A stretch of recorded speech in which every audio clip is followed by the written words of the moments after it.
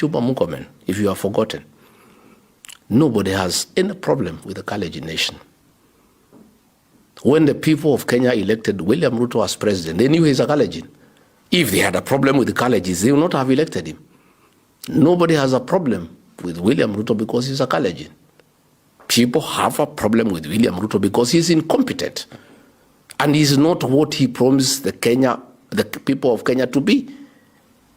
He has killed their children.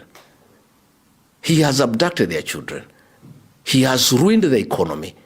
He has run down all businesses. He has taken over every business in the country. Banking, insurance, hospitality, aviation, medical, education. He is in competition with the Kenyan people for businesses. And he has run out all Kenyan businesses from business. So when you come and tell us that people did not oppose Uhuru Kenyatta, they are opposing William Ruto because he's a Kalenjin. When we elected him, we knew he was a Kalenjin. And nobody has a problem with the Kalenjin nation. It's a very dignified community with good people.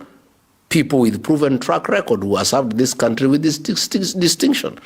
People don't have a problem with the Kalenjin nation. They have a problem with William Ruto.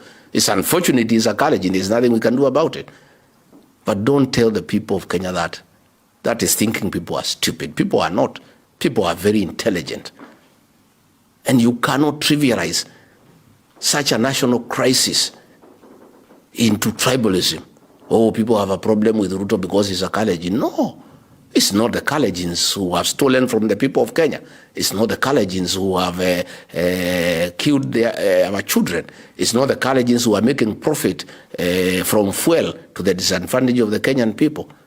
Please spare us that narrative. It cannot work.